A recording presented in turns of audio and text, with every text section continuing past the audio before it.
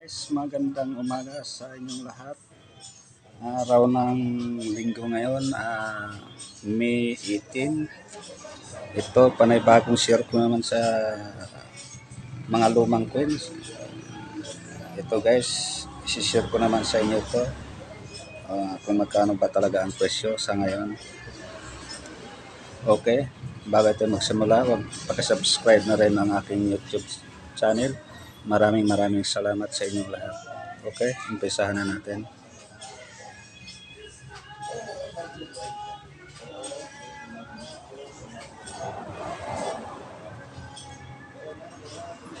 Ito guys, pera ng United States. Ang nakasulat ito sa harapan is Colombian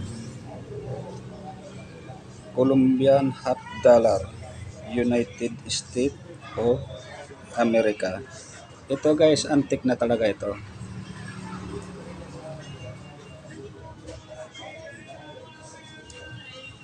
Colombian half dollar,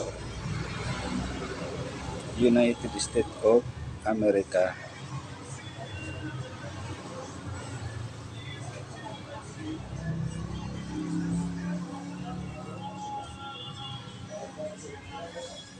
Ito guys, gawa sa 90% silver. Alam nyo guys, ganitong klaseng coins guys, taon-taon tumataas talaga ang presyo dahil sa wala na. Sa kabibihira ng ganitong klaseng coins na Colombian half dollar. Ito guys, antique talaga. Sa likod niya naman, World Colombian Exposition Chicago 1492 to 1893.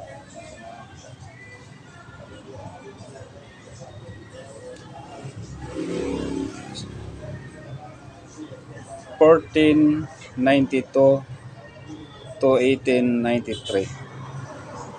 Ito guys, antique na talaga. 1893. World Colombian Exposition Chicago 1492 to 1893. Pag ganitong klaseng coins guys, talagang mataas talaga ang value nito.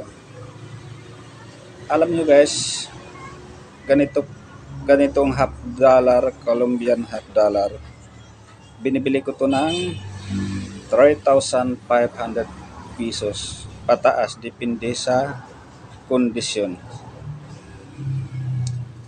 Ito guys, maganda talaga mag-alaga ng mga coins na antiques, at bukod doon bibihira lang makita.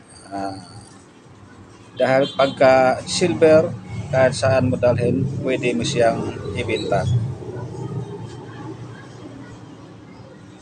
At saka bibihira pag ganitong Colombian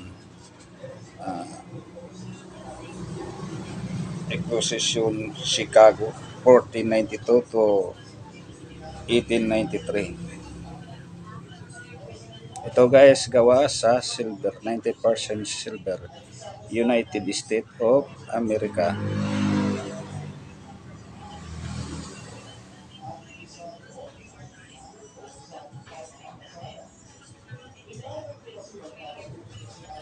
Bandang taas guys, may nakasulat na 1492. Sa baba naman, 1893.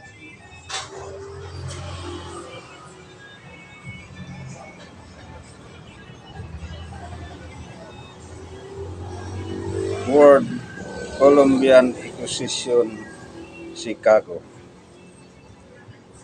1492 to 1893. Okay, next tayo. Dito naman tayo sa pera ng Pilipinas, 1 piso.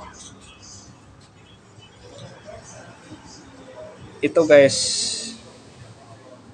Bibihira lang ganitong date guys. 2005. 1 piso. Jose Rizal. 2005. Republika ng Pilipinas. Mga ganitong klaseng coins guys, binibili ko ng 900 pesos pataas. Depende sa kondisyon. Ito guys, magnetic to. Tubog lang to sa nickel. Magnetic. Dumidikit ang magnet dito. Republika ng Pilipinas, 1 piso, Jose Rizal, 2005. Nakikita nyo sa baba guys, 2005. Ganitong klaseng coins guys, talagang hindi ko rin tinatanggihan. Sa likod niya naman, Bangko Sentral ng Pilipinas, 2005. Bangko Sentral ng Pilipinas, may nakasulat sa baba na 1993. Bangko Sentral ng Pilipinas. Sa harapan niya naman, Republika ng Pilipinas, 1 piso. Jose Rizal. Sa baba naman may nakasulat na 2005. Binibili ko to ang ganitong klaseng coins. Depende sa kondisyon, 900 pataas. Depende sa kondisyon. Okay, natapos naman ang ating video. Maraming salamat sa inyong lahat.